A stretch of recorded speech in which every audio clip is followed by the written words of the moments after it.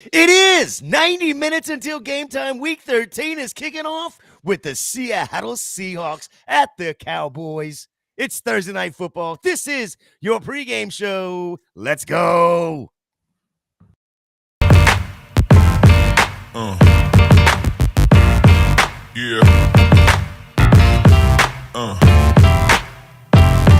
Yeah.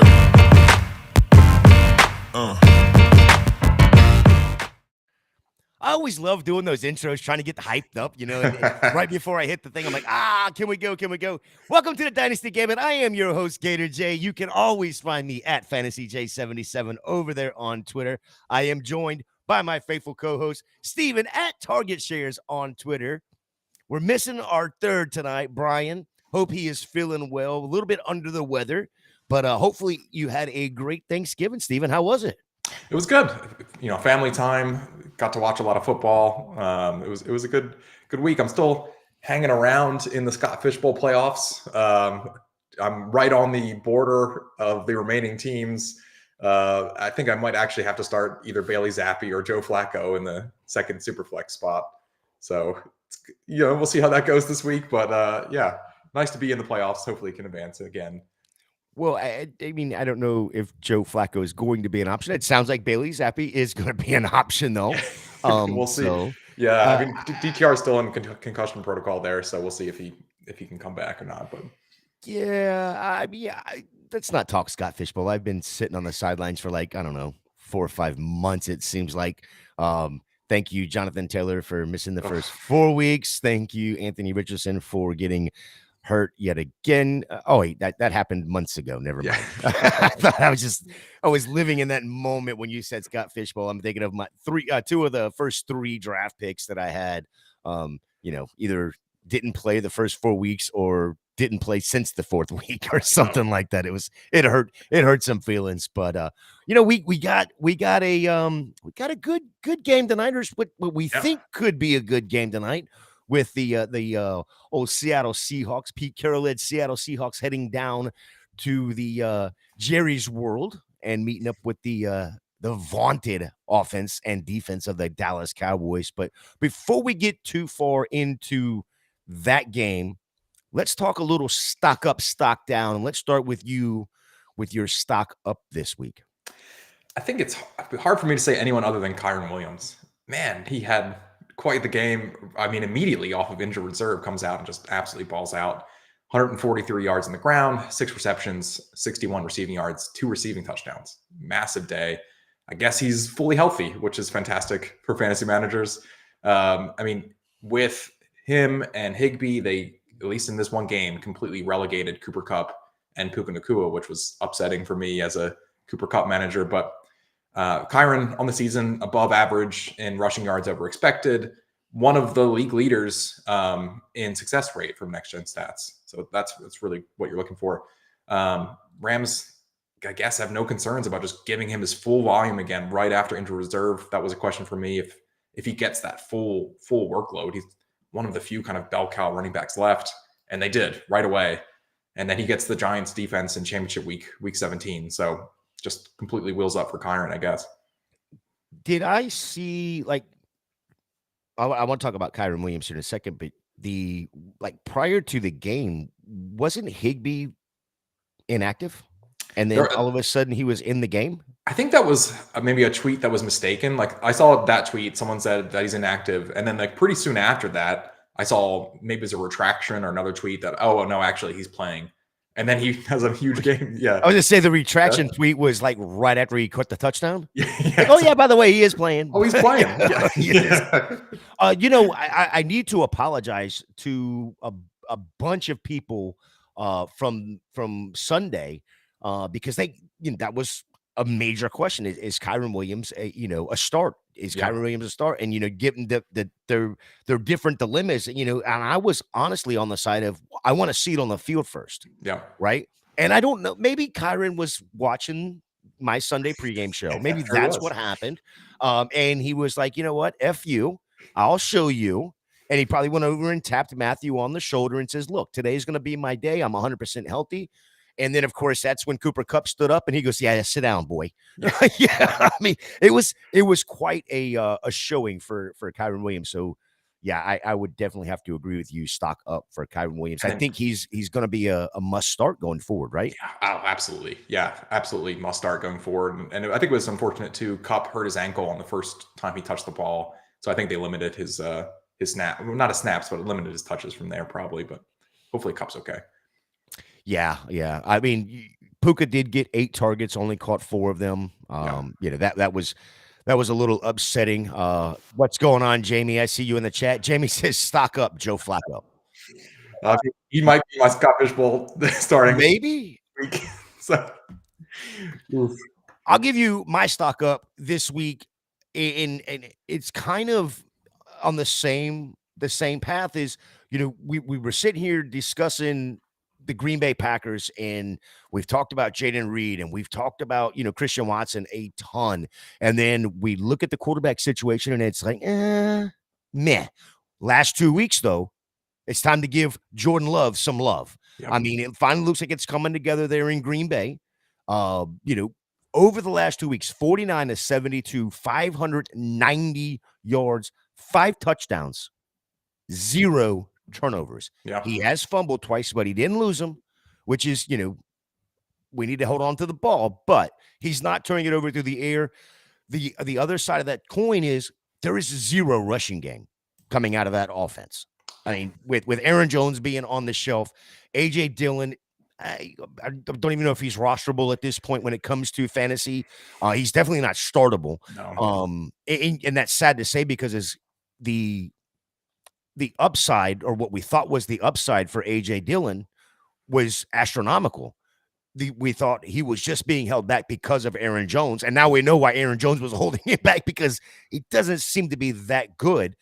I know it's going to be cold weather here soon. Maybe that's going to help him, but still, at this point, it's not even fantasy viable for us with A.J. Dillon. But the other side of that is he doesn't have a veteran wide receiver. There's no veteran presence. It's all young wide receivers. It's taken them a little bit longer to gel, but if they get him an offensive line that can hold up a little bit, holy smokes, it's got to be wheels up for Jordan Love, right? He's looked, I mean, I've been critical of him in the past because, especially in the beginning of the season, it was pretty unsustainable what he was doing with the touchdown rate. But here recently, I mean, like you said, he's playing really well. And what's interesting is the Packers have started leaning on him too. They had their highest pass rate over expectation last week, and it's not even close. By far the highest on the season without Aaron Jones. It makes sense. And everything you said about A.J. Dillon is right too, in my opinion. So, but actually Jordan Love, he's struggled with the completion percentage over expectation stats. Really good week last week, plus 7.3%. That's really, really, really good, like elite number last week. So if he can continue doing that, yeah, absolutely. I would like to see it a little bit more. Maybe give me another week where he looks like that. But yeah, absolutely stock up. If he can continue doing that, he's looked a lot better. Well, you say give you another week. I mean, at this point, it's do or die, right? We're week 13. We got to win this week in order to get in the playoffs. Are you starting Jordan Love, or are you going to sit there and do Bailey Zappi? Are you going to do Joe Flacco? I mean, that's kind of the options, right? Are you going to do Jordan Browning? Love, I'm starting him. Right. I would be ecstatic about him over Bailey Zappi or Joe Flacco. Right. In a normal single QB league, I'm probably hoping I can get someone that's not Jordan Love personally. Right. But Superflex, yeah, 100% would be. We'd be so happy to have him in Scott Fishbowl right now. Yeah, I would have been happy to have him over Anthony Richardson after week 5 too. Thanks. Yeah, you know, Anthony Richardson leading the league in fantasy points per dropback too. So that's just really upsetting when he gets still leading the league. He probably is. Yeah, I haven't looked with him recently, but he was crushing it. I want to give Brian a little bit of love here as well. His stock up this week was Tank Dell. Obviously, you know, one of the better young wide receivers. He and CJ Stroud are getting it done each and every week, regardless of the matchup. Over the last 3 games, Dell has amassed 19 catches, 55 yards, 3 touchdowns. That is, I mean, it's just, when you say CJ Stroud, it's almost like CJ Stroud and Tank Dell. It's almost like peanut butter and jelly, right? They go one hand in hand. They're together all the time. From week to week, no one knows if it's going to be Dell and Nico, or if it's going to be Collins and Dell, or if it's going to be Brown and Dell. But the commonality there is it's always going to be Dell, it seems like, right? Because he gets open. He gets open already at an elite rate. He gets open where you want to get open, over the middle of the field. And CJ Stroud is just peppering him with really efficient targets over the middle of the field. There's really nothing else. That's exactly what you want. That's what they're doing in Miami. That's what you want. You want elite efficiency over the middle of the field, and Dell gets open, and it's just been really fun to watch. Yeah, huge Tank Dell fan. Oh, and Mickey, we agree. Collins can score too. It was just that is the Tank Dell show, and it's Collins has almost become second fiddle when it comes to the fantasy points of it. I think what's cool about the combo of Dell and Collins is that Dell gets open at more of an elite rate than Collins does, but Collins is arguably better at the catch and better after the catch as well. Not that Dell is bad at either of those two, but I think it's really nice pairing of Collins and Dell together. They excel at different things, and then Stroud's just really good. So I wanted to look at it real quick just to make sure, because I thought it was the case, but I'm glad you brought up that. The other nice thing about Collins, Dell, and CJ Stroud, they're all, well, CJ Stroud being 22, but Tank Dell and Nico Collins are both 24. I know Collins was there last year, but that's still a very young wide receiver building a great core there and doing it the right way. This isn't on the show sheet, but I just thought of it. If we were voting today, not for MVP, but for, coach of the year, is D'Amico Ryans in the conversation? I would find it hard not to put him in the conversation. Yeah, I mean, who expected the Texans to be doing as well as they are doing this season? I mean, to me, coach of the year is somebody who can elevate some players that we weren't expecting to have great seasons. And I think that's exactly what he's been doing. Yeah, I would definitely put him in the conversation. I think there's a couple other coaches in there too, but yeah. What about you? No, I and that's exactly why I brought it up, because I was thinking, man, if he's not in the conversation, then why are we even having the conversation? Especially when they make the playoffs, because I think they make the playoffs. Yeah. They still have a legitimate shot at the division. Yeah. They still got Jacksonville coming again. So let's get over to the stock down. Who do you got for stock down? Kind of continuing with that team. It's Dalton Schultz, and I see that he's injured this week.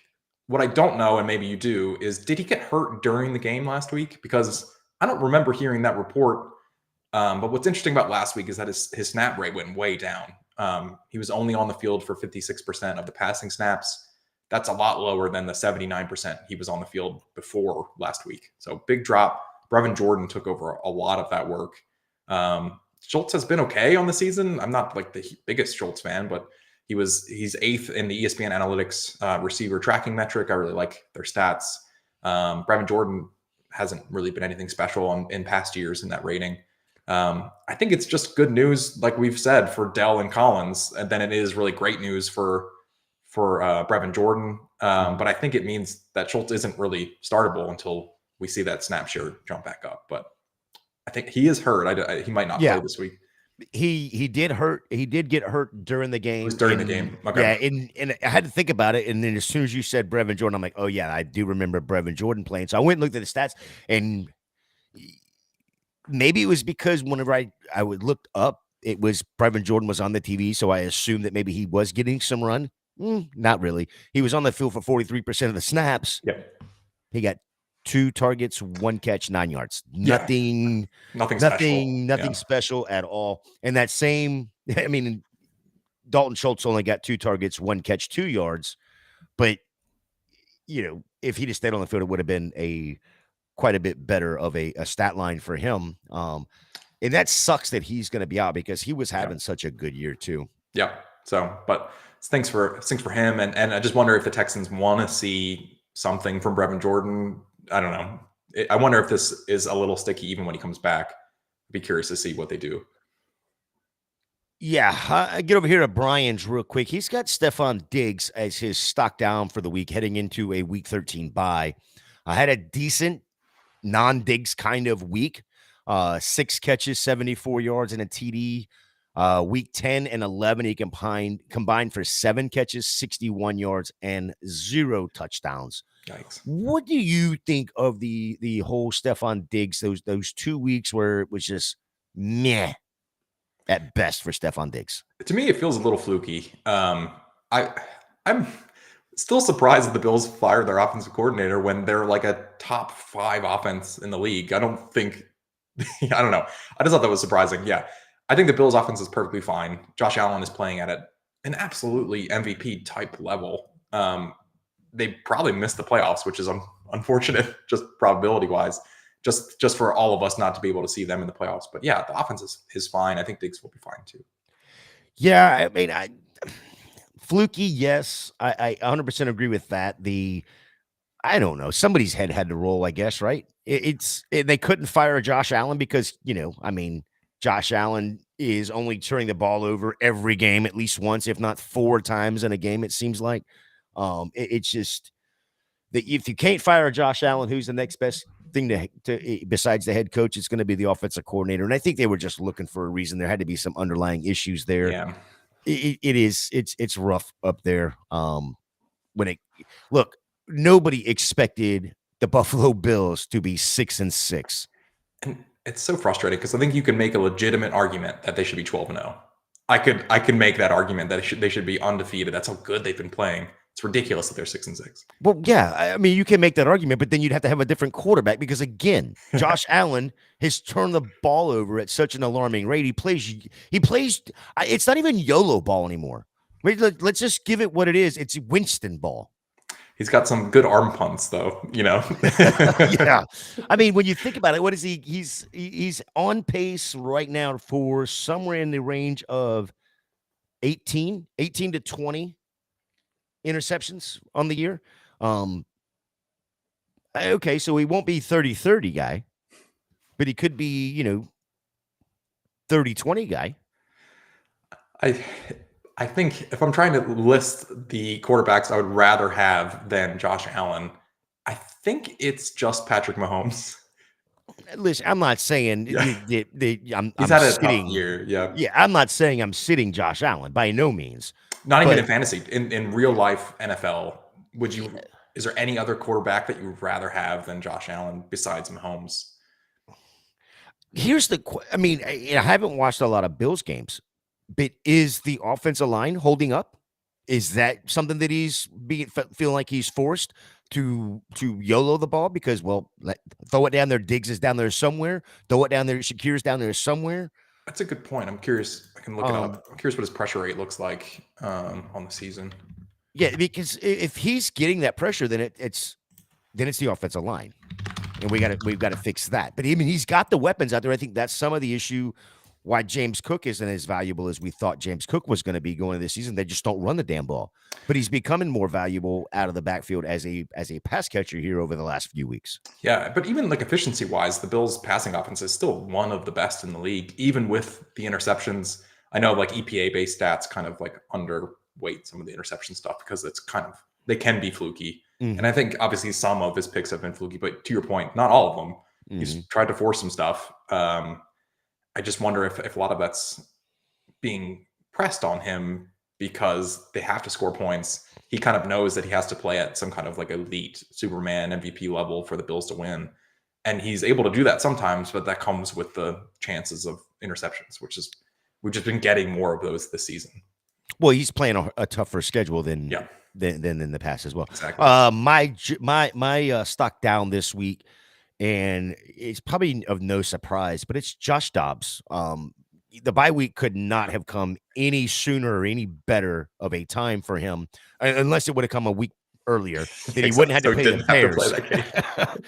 The vaunted defense of the Bears. 5 interceptions, 3 fumbles, 1 lost over the last 2 games. And now the Vikings are going to evaluate the quarterback position. Does that mean that it's going to be Hall? Does that mean it's going back to Mullins? Yeah. Is it? I don't know. But the issue the biggest issue has been no Justin Jefferson. But I think very much like like we were talking about with Allen, Josh Dobbs was thrust into this situation, and they won a couple games on his back. So then he felt like he had to do it. If the Bears had any sort of offense, and especially an offensive line that was able to, and of course, an offensive coordinator that would allow Fields to throw the ball down the field more than 15 yards. That one. 15, more than 3. Well, he did 15. Yeah. The reason I say 15 is because he did have that one long pass, 60 yards or so at the very end of the game in order to get the 5th field goal on the board to win the game, 4th or 5th, whatever the heck it was. But if they'd have been able to, 4 freaking interceptions and they couldn't get it in the end zone. Yeah. It's insane. So maybe my stock down should be Josh Dobbs and the Bears offense. Maybe it should be both of them. I think when 46% of your passes are at or behind the line of scrimmage, I mean, that's just unserious. Like you can't play football. Like, and they won the game. So credit to them, I suppose. But why bring in a DJ Moore? And now I'm not the guy that's the highest on DJ Moore. But when he is the best athlete on the field, at least wearing your colors, and we're not going to give him the opportunity. Listen, if they'd have thrown the ball 10 times and Fields would have thrown 10 interceptions, but it would have all been like Josh Allen punt the ball kind of interceptions, at least you're trying. They're not even trying. Yeah. But that one opportunity that he does, it's perfect. I know, and they win the game on this because we were just talking about earlier. Passes that are really highly efficient are in the middle of the field. If you look at Fields' passing chart, it's insane. It's just everything outside. It's just wide receiver screen, line of scrimmage to the outside, except for that one play where they won the game essentially with that DJ Moore catch. Like maybe do that more often. That's my opinion. Maybe try that. Keep trying it. No. Definition of insanity is trying to do the same thing over and over again and expecting different results. I know. Here we go. Let's go. Moving on. Bye weeks for week 13, the Baltimore Ravens, the Buffalo Bills, the Chicago Bears, the Las Vegas Raiders, Minnesota Vikings, and the New York Giants. Tonight's game, Seattle Seahawks at the Dallas Cowboys. Cowboys favored by 9.5 with an over-under of 47. Interesting thing, I looked up today. This game opened up at 7. The spread was 7. It has just continuously moved up and up and up. And even right before we went live, we were talking about it, and it was at 9 at like 7 or at 6:15 this afternoon when I was just prepping. And you said, no, it's gone up. And I sure as shit, it had gone up in like 40 minutes. It had gone up another half point. And I believe it just went up 3 more points. But that's the way it's 12 and a half. Yeah, it's moved that way constantly since they put it up. Yep. Injuries for tonight, we only have 2 of them that we know of. Kenneth Walker has just been ruled out a short period ago. And then Peyton Hendershot, I read that he was put on to injured reserve. So those 2 players will not be out there tonight. Real quick, Bryce has got one for us. Flex Mostert, DK, or Wilson. I'm assuming that is Garrett Wilson there. It's not going to be Jeff Wilson Jr. Any news on Achane? I haven't looked recently. Is he playing? Is he limited if he plays? Let's take a quick look at the Miami Dolphins are showing. He's showing as still questionable, limited participant in practice on Thursday. So still limited, but hey, limited is better than DNPs. Yeah, it's tough with DK because you have to make the decision right now. If I feel confident that Achane's not going to play, I'd rather play Mostert. But if the news looks like Achane's going to play, then I guess I'd go DK. I don't feel great about DK even with this matchup. But what about you? What do you think?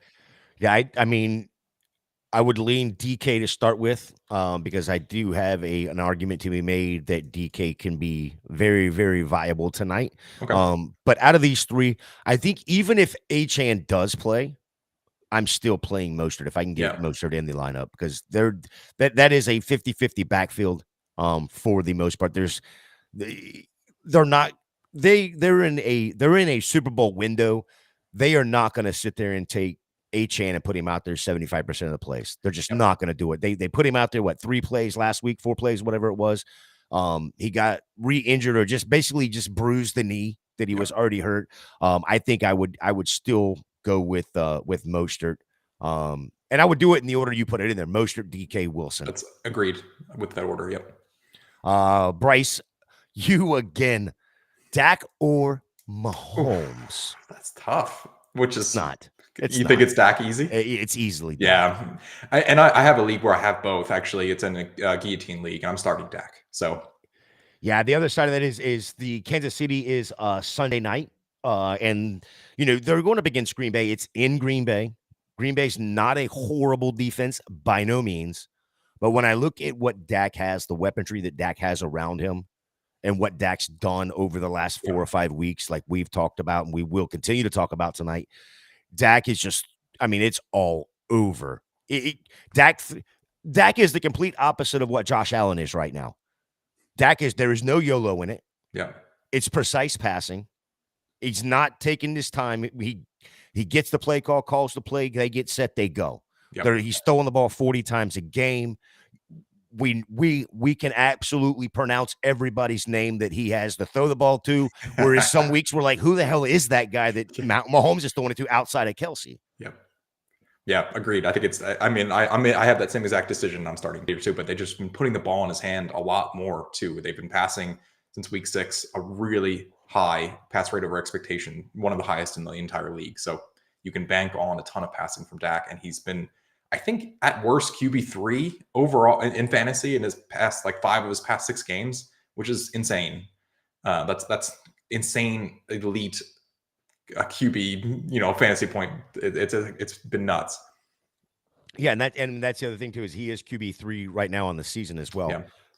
And a lot of that is because of the McCarthy passing game that they've allowed him to start passing the ball everywhere. We got Bryce, and they're following each other all over the place, and they're enjoying themselves. So we appreciate those questions. If you got more, keep them coming. Let's get into tonight's game there, Steve, and let's talk about your graph we got right here. How do you got going on? Yeah, so shout out to FTN. They made their pre-snap motion data publicly available, which is really cool. So the graph that you're looking at, it deals with pre-snap motion. The x-axis, it's passing efficiency when the team uses motion, and then the y-axis is passing efficiency when they don't use motion. And I think Dallas is a really interesting team. So they're all the way at the top of the graph, top middle. They are, interestingly, much, much more efficient when they're not using motion this year with their passing game than they are when they're using it. And since week 6, they've seen this massive uptick in motion too, but it really just hasn't been that efficient. The Dolphins is the team that usually comes up when you talk about pre-snap motion. They use it, I think, on nearly 80% of their passing snaps, just basically all the time. And they use it in a way that gets the speed of the receivers, Tyreek and Waddle, kind of already running at speed when the ball snapped. So that really puts the defender in a bind when Tyreek Hill is running at maybe half, 75% speed already when the ball snapped and you're standing still. The Cowboys, I'm kind of curious to actually see it tonight. It seems like they're kind of using maybe motion for motion's sake. They're not really taking advantage of anything. I'm kind of curious how they're using motion and why it's not really working for them. They've been using it a lot more, like I said, but it just hasn't really increased their efficiency. So interested to see that tonight. Yeah, I'd be interested. Like before we even jumped on, we were talking about this, and I want to know. I don't know if you had figured it out yet, but what is the number of motions prior to McCarthy taking over to now? Yeah, I just have the rank. I have it for the Dolphins just kind of memorized, but I know that they were more average before McCarthy took over, and then when McCarthy took over, I think they've been in the top 8 or so. They've just been using it a lot more, but I didn't see an efficiency improvement despite the increase in snaps. One of the things when I was looking at I want to say it was Underdog, let me just take a real quick peek at Underdog real quick and make sure that's where I saw it, because yes, it was. Underdog has a prop, and this goes right to your point of that they are using motion more. They actually have a prop for CeeDee Lamb, higher or lower, half of a rushing touchdown. And I think that has to do with you put them in some kind of jet sweep. Jet sweeps, which is quite interesting. Brian has it broke down for Dallas giving up the 10th fewest fantasy points, and Seahawks are right in the middle at 16th. Running backs, the Seahawks give up the 4th most points, and the Cowboys give up the 5th fewest. So keep an eye on that with no Ken Walker, Charbonnet. Charbonnet is going to have a rough few weeks here. You know, San Francisco last week, of course, Dallas this week, and then San Francisco again. And the Rams before that is not an easy matchup at least. Yeah. Then you look at the wide receivers. Cowboys give up the 5th fewest, and the Seahawks the 14th most. Tight end, Seahawks give up the 11th fewest. The Cowboys the 13th fewest. Going to be interesting with both without not having Hendershot in there. Yeah. Is it going to be a Ferguson, or is it going to be Noah Fant and then Noah Fant's cousin?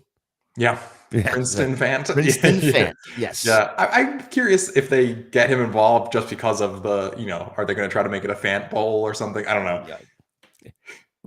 In the fourth quarter when it's 65-4. Yeah. Right. Okay. Then maybe we'll see Princeton Fant, but hopefully more Jake Ferguson. Hopefully can consolidate without Hendershot, consolidate some of those tight end snaps, because even when you look at it for the full season, Ferguson doesn't usually get that kind of elite snap share that other tight ends that you kind of really want to have, like a Laporta or a Kelsey. He doesn't get that level of snaps. So that's the only thing that's been holding him back. You wonder if he gets a little bit more snap, a little bit more run tonight. Brian sees it as the Cowboys being pretty pass heavy in the first half, and then polishing it off in the second with a bunch of running game in the second half. Looks like the Cowboys, at least the way Brian's broke it down, looks like the Cowboys are the worst when it comes to the tight end position. But do you feel great about Noah betting on Noah Fant? I personally, I don't really, but I can see the argument. But some of the tight end splits are a little tricky too. You wonder just like what tight ends they happen to play. But there's been enough games at this point. I just don't personally feel super comfortable about putting money on Noah Fant. It was kind of a game like this last year when Will Dissly showed up and became a thing for a couple weeks. Yeah. Maybe that's the guy happen this week, What do you got for how you see the game playing out? I think it's pretty similar to Brian. I think there's like 2 elite things in tonight's game. The Cowboys have both of them. They have been elite efficiency in passing the ball, and they've been elite efficiency stopping the pass, which are really the 2 things if you could pick 2 of those are the 2 things that I would pick at least. The Cowboys are second in the league in passing efficiency. That's behind only the Niners on the season. Dak, in my opinion, as an Eagles fan too, I think he should be in the MVP race, which is hard to say. I think he deserves to be up there. But Cowboys passing defense, 3rd most efficient in the league behind only the Browns and the Ravens. Really good at stopping the pass. Seahawks are mostly for the season average on everything.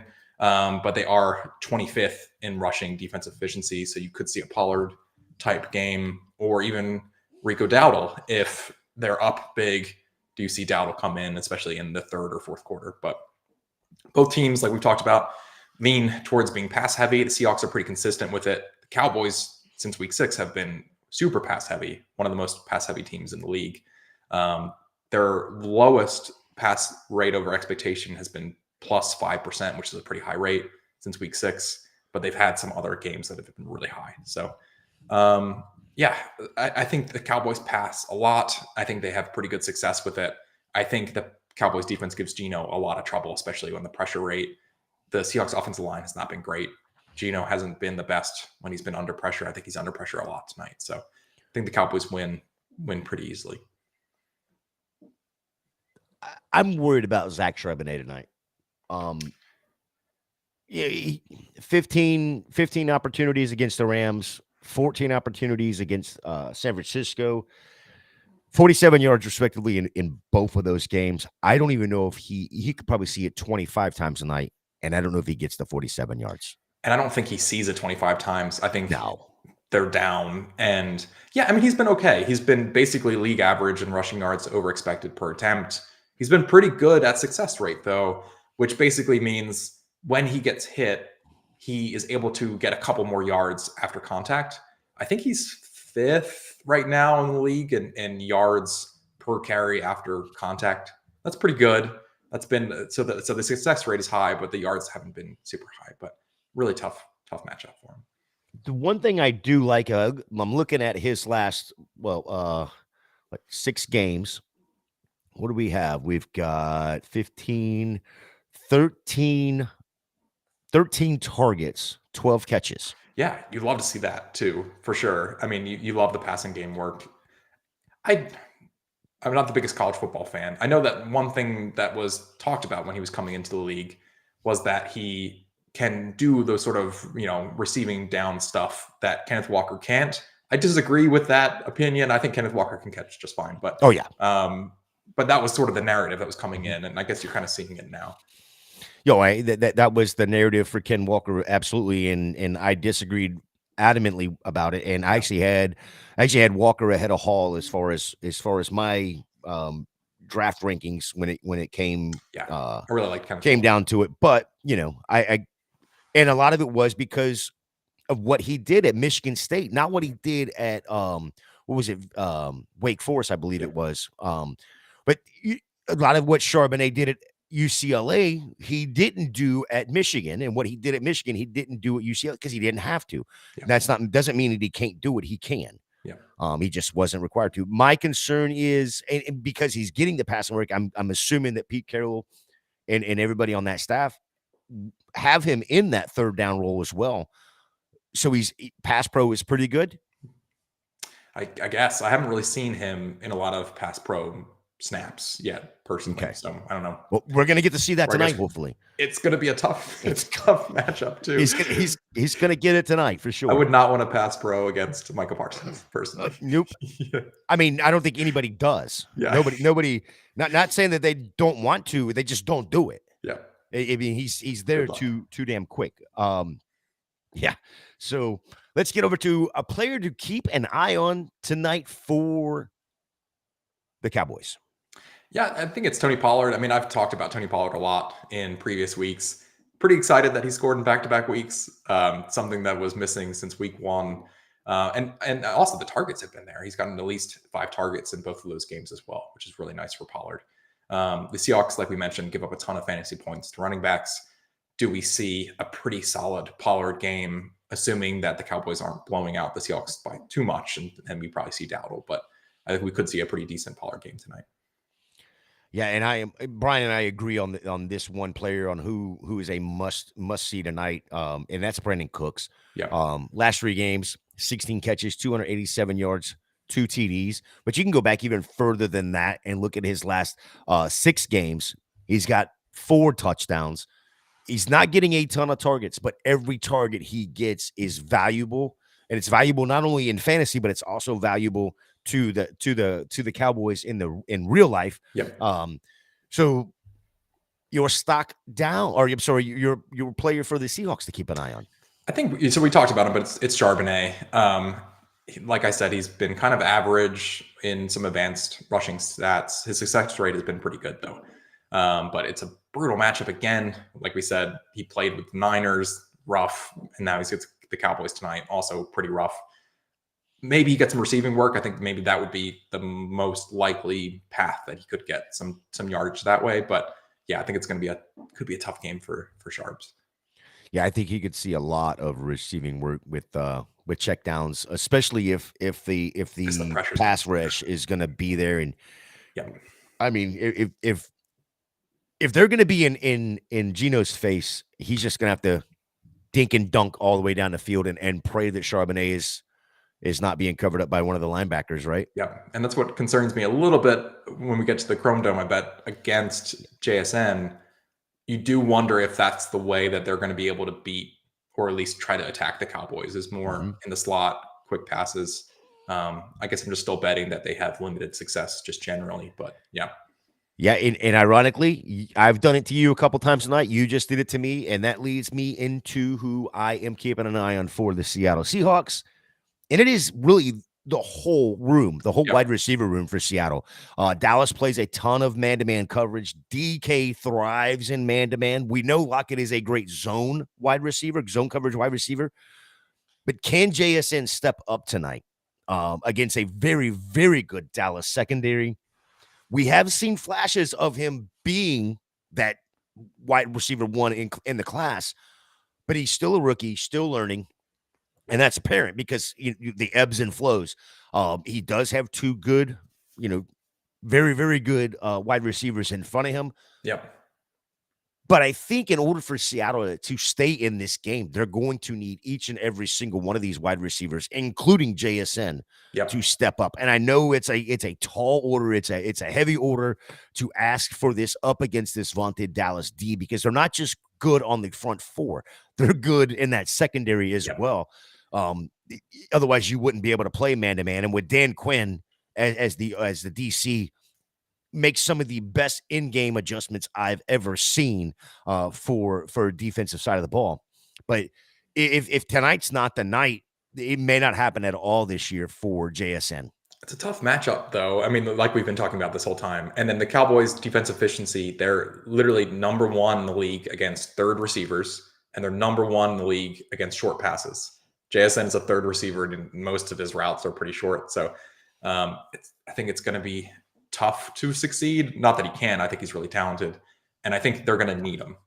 And so, what gives? Is it does volume overcome that? Is JSN able to get some efficiency anyway because he's talented, or do we keep seeing this Dallas Cowboys defense kind of succeed in those two areas, which both hurt JSN? Mm-hmm.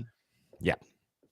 Agreed 100% there. Let's get over to the Chrome Dome parlays of the night. And we are going to talk about Underdog real quick, because Underdog $100 deposit match using promo code GF and the number 2. That's GF2. Or if you are watching us on your smart TV or regular flat screen TV, you can scan the QR code that is on the screen. It'll take you right over there, and you can share some of these parlays that we're doing. You can mix and match them, but it's a $100 deposit match up to $100. So yeah, go do that, and let the good friends of ours over there at Underdog know that Going for Two and the Dynasty Gambit sent you.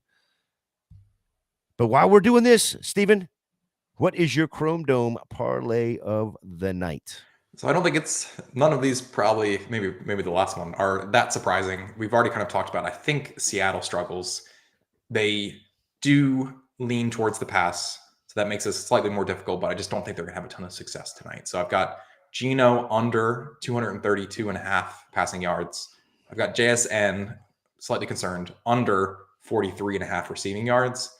And then Gallup, I just thought the number was too low. Michael Gallup over 15.5 receiving yards. It's already moved up a lot, I think. I think last we saw it was maybe 20.5, which is a pretty massive, 33% increase in the span of a few hours. So I like the Gallup over. He's averaging about 13 yards per reception. So you could theoretically get it in one, probably more likely in two, even with the current 20.5 line.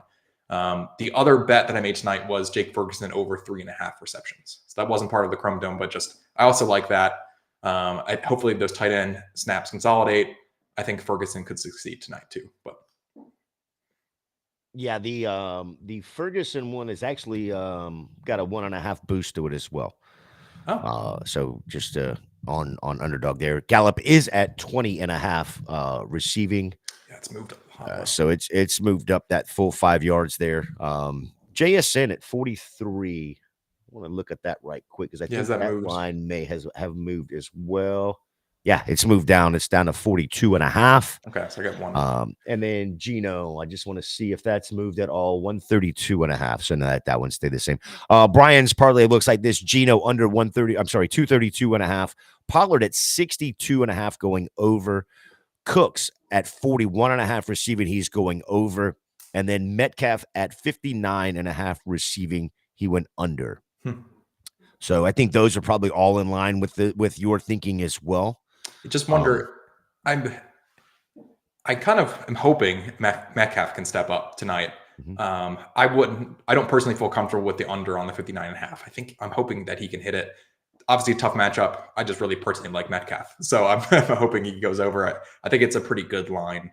I don't see a ton of meat on that one, I guess. Curious what you think, but well, I mean, to me, I think that's a good line, but I could see the over more than I could see the under. Again, with Dallas playing a lot of man, that's where DK thrives. Now, I mean, Gilmore is a pretty solid. When I say solid, I'm not just talking about good. He's solid as a man, size wise. He can play body with Metcalf, but I mean, that's what Metcalf was brought in for. That's what he does. He thrives in those man on man, or man to man coverages.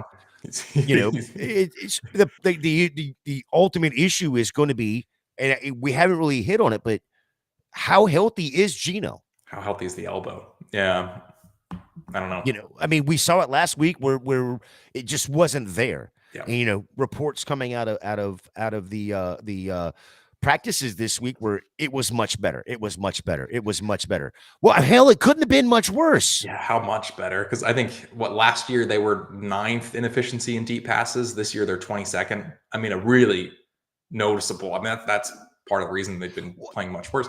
And then the offensive line concerns too, obviously. And we talk about funny because we play a fake game, but we were talking about the quarterback situations earlier, and for Geno to have a hurt elbow and still be good enough or the better quarterback to start over Drew Lock says a lot about Drew Lock in the Seattle quarterback situation. So I think that's where that 59.5 is going to be the question mark. How healthy is Geno? And that's what, I think that's what Brian's betting on. I would be on the other side of that, especially knowing that just man-to-man coverage is where he thrives. So where the others I like thrives. I could see. I mean, obviously I'm betting Geno under. I like Pollard over too, and then Cooks. I could see that happening too. Yeah. I mean, and I'm right there in line with most of you. I do like there was Rico Dowd, 19.5 rushing yards. I like the over on this. 2 of the last 3 games he's hit that. He's averaging over 7.5 attempts per game in those 3 games. I mean, it's really 3 yards. I like it too, because with the Cowboys favored by 9.5, you're probably going to see, if that game script holds, you're going to see Dowdle in the second half, especially the fourth quarter.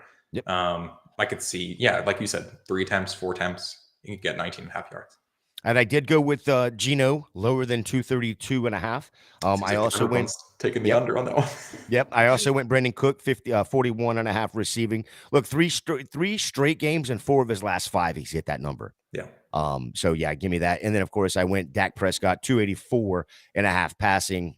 Since coming off their week 7 bye, he's passed for more than 300 yards in 4 of the 5 games. And then last but not least, just to round out, because Underdog does that little, I'll give you 20 times if you hit 5 of them. Yep. I went ahead and just took Jason Meyer over or higher than 1.5 field goals. 7 games this year, he hit multiple field goals. And with Dallas not allowing Seattle in the end zone, I can see this being a way that they will be able to get on the board. And I think every time he's had multiple attempts, he's only not hit that second one time this year.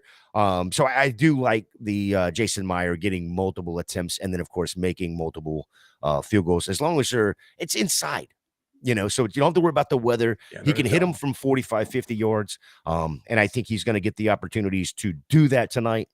I think that's a pretty easy one. If I were to hand you this card and you were like, yeah, I like all of these, but this one, which one is the one that you're like, this is the one I'm worried about? I don't want, and obviously I didn't bet this, slight concern with Dak over 284.5. It's a big number. And I know that he's been absolutely balling. I mean, I think he's second in the league in completion percentage over expectation. They have the second, most efficient passing offense. They have this massive pass rate over expectation. Everything is leaning towards Dak having another big day. It just is a big number. I think that would be the one that I would be slightly concerned about, is just, does Dak hit? Because he could hit 280 and you still miss. That would... He could hit 283 and I'd miss. Yeah, exactly. I know that's a silly silly argument. 284. Yeah, but it's just a big number, and so I would be more comfortable personally if it was like 270. That's kind of where I would put it. That's one of those ones, and I absolutely see your argument on it, but that's why I went at it, because since the week 7 bye is when McCarthy took over as the play caller, and since then, like Yeah. before that, the first 6 games, he didn't see a 300-yard passing game. Yeah. Since McCarthy's taken over, only 2 weeks ago, Carolina, and I believe he got pulled in that game. They sure still won, but I mean, I'm sure he did. Against they pulled him at the end of that game, so he only threw for 200 yards in that game. Yeah. Every other game he's thrown for more than 300, and he's hit 400 in there. Yeah. Of course, that was against that vaunted Giants D too. You're kind of hoping Seattle forces him to play the whole game. Yeah, I know, absolutely. Yeah, absolutely. But I think that's one of those ones where, again, talking about DK, are you going to play in the over? Because that's the way that in order for Seattle to be in this game at the end, they're going to have to throw the ball, right? Yeah. And on another parlay, I took Geno throwing an interception, because I do believe they're going to have to throw the ball. Yeah. They're not going to be able to run it down Dallas's throat, so they're going to have to throw it. And I think Dallas has an interception in like every single game except like 2 this year. Some craziness like that. They're leading the league in defensive fantasy points, so that wouldn't be surprising to me. Yeah. It's insane the amount of turnovers that these guys get. And of course, then you got Bland that's just, oh, I got another pick. And there's a touchdown for you. There's a touch. It's funny because, I don't know if you saw the meme that went around. And whoever did this phenomenal freaking job, by the way, probably the best meme I've ever seen. It was a couple weeks ago when everybody on the team scored, including Derod Bland, except Tony Pollard. And it was they were handing out pieces of cake, and the one guy is Tony Pollard, and he looks at the cake, and the lady's like, pass it. I think it is. Bland has more touchdowns than every Seattle receiver this year, I think. It's pretty crazy. More than Metcalf, more than Lockett, more than JSN. Combined. Yeah. Well, combined, I don't think so. But yeah, individually they do. And that wouldn't surprise me. Hell, he's got more than a lot of the Bucks do too. So yeah. All right, sir. Well, we got through this whole show with no Brian. Brian, we hope that you are feeling better very, very soon. Thank you, everybody who joined us for chatting with us. Steve, tell everybody where they can find you and what you got going on. Yeah, so my most recent article just came out on Going for Two. If you're a big fan of graphs, the graph that we showed today is on that article. A bunch of other stuff led off with Kenny Pickett having a surprisingly good game once Matt Canada was fired. And just seeing the difference in their passing tendencies in the locations was pretty stark in week 12 versus the previous week. So sort of led off with, but yeah, target shares on Twitter, and then my article's out on Going for Two. That's interesting. We didn't even touch on that because we've started focusing more and more on the Thursday night game, but the whole Matt Canada experience is gone by the wayside. Pat Freiermuth comes off of the injured reserve 2 weeks ago. Not a great game against Cleveland. To be expected, I suppose. Yeah, exactly. But then going up against Cincinnati. And Kenny Pickett and Pat Freiermuth decided that they were going to play, catch a little bit. 9 catches, 11 targets, 120 yards for Pat Freiermuth. Deontay Johnson, he's there. Don't fumble the ball around him because he'll just look at it. That was bad. That was really bad. Well, what is your takeaway after the Matt Canada release, becoming the newest free agent? For the NFL. What do you look forward to seeing out of this Pittsburgh offense? 7-4 Pittsburgh offense. Pretty excited. So before last week, only about 14% of their passes were to the middle of the field. About 86% of it was more difficult passes to the outside. This week 12, that doubles. Their passes over the middle of the field go from 14 to 30. And they're really, really efficient on those passes, which is what you see with Tua. It's what you see with CJ Stroud. It's all these really efficient passes over the middle of the field to Freiermuth. I'm curious, is that just because the Bengals play a lot of too high and they decided that's how they were going to attack it? Or is this something that we can consistently see and count on moving forward? But yeah, anything would have been positive, and I thought it was a really positive sign for both Pickett and the Steelers offense generally. The reason I brought it up, not only because you hinted at it, but this week they've got Arizona. And then in the fantasy playoffs, week 16, they get Cincinnati again. Great tight end matchups for Freiermuth.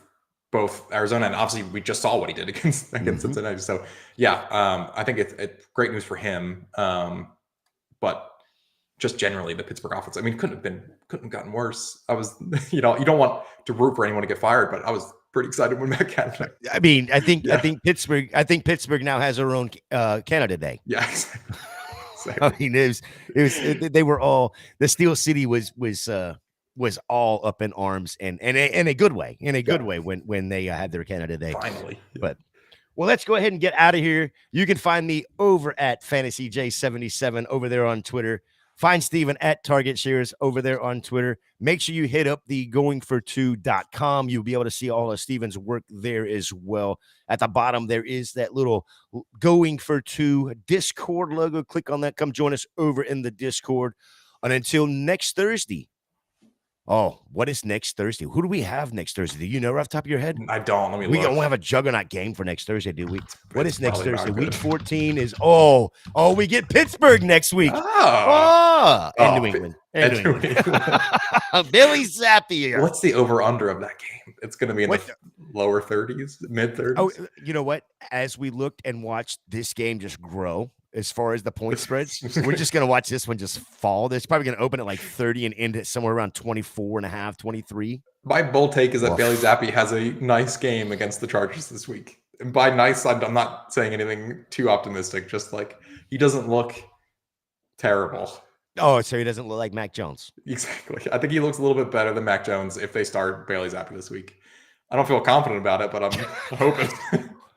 Way to go out on a limb there, Steve. Wow. I think we've seen at least Bailey Zappi have a couple of efficient games in previous seasons. Listen, I think it all comes down to Demario Douglas. If Demario Douglas is healthy, if he can get out of the concussion protocol and he's playing, at least that gives him somebody. That is able to catch a ball. Outside of, I think he's unlikely to play, which is unfortunate. I don't know. He had a practice today, I believe. Okay. Let's see. No, he sat out practice today. Nope. Yep. He was out of practice today, which is not a good sign. Not a great sign. Yeah. Nope. So anyway, all right, let's get out of here. We will see y'all next week for Pittsburgh, New England. Until then, mañana.